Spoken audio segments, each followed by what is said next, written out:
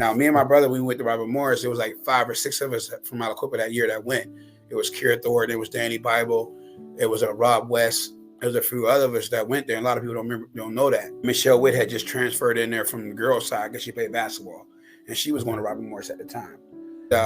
So it was. I mean, it was just we had learned on the go, and we were part of the team in a sense. We could work out and stuff, but we couldn't be engulfed with the team. So they made sure that was perfectly clear because at the time they were looking at those violations 1 and 2 and all that stuff. If you let an ineligible player participate, that was an eligibility, and then it affected the recruitment part of that. And Robert Morris didn't have no money, so you were paying them to play football. You were paying them to get education and to play an extracurricular. So you had to go there, understanding that you're gonna come out of school with some debt because you was paying them to not let you play or not start, and you had to have a love for it, to go to Robert Morris at that time. To high school, I went to Waynesburg. I did about a semester there, but Waynesburg was crazy, man, out there in the middle of nowhere. But you got a chance to meet a lot of people. I'm not gonna lie, it was interesting. Like I said, I don't know if I told this to your brother, but my roommate, he was a Muslim. He's from Philly, and one night, like I said, he was a Nation of Islam Muslim, but there was only a few minorities there. Some night he winds up hooking up with this WW, that's a white woman, and for 2 weeks he wouldn't sleep in his bed. He's up there crying every night. Oh wow! Telling me like, man, my family found out, man. They did so. I feel like a therapist, man. Talking to me, crying every night for like 2 weeks.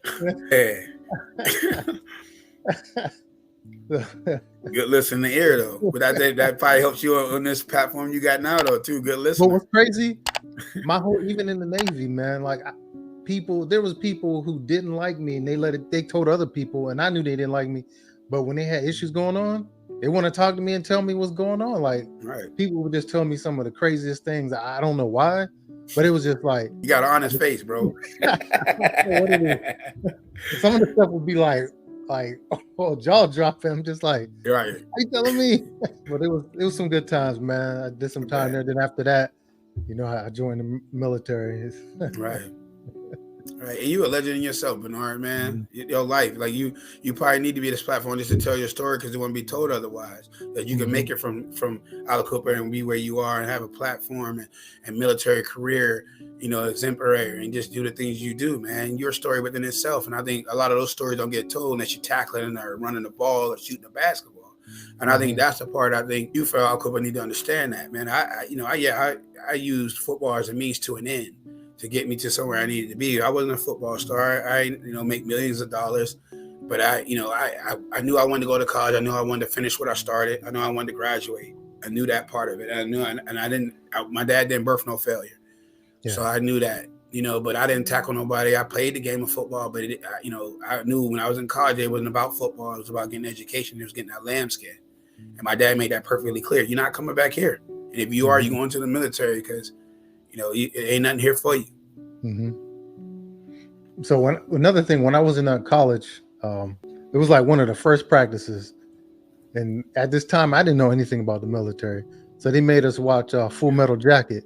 The coach had us watch Full Metal Jacket, like that first half hour. You seen Full Metal Jacket? Yeah, I love that movie. So that first like 30 minutes of the movie is like boot camp. Yeah. So like, man, like that was kind of like scary, right? Just to see that at that time, man. But when I joined the military, it was far from that.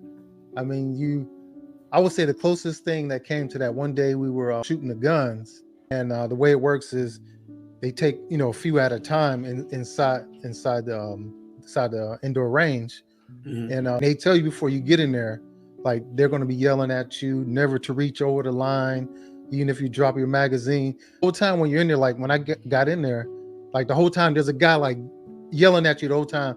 They want you to be able to just focus on the target and shooting, and like one of the times, like, man, it was just like, come on, man, like I was just trying to concentrate. But before we went in there was this one guy, I guess he reached over the line. He dropped his magazine, he reached over the line. So all you see the door like fling out, and they pushed him out, like, go sit down, like yelling at him. I'm like, oh man, this is crazy. Because it's like early in the morning, man. They got us like on the range. So that was just boot camp. And then when I deployed to Iraq, I had to go to combat training, and combat training was in South Carolina. Okay. So we would be on the gun, because in South Carolina it'd be like 90 degrees, Right. 90% humidity. So we'd be out there early on the gun range. We'd be there like all day. So we did so much shooting, like I had like this huge bruise. That's all we did was like all day.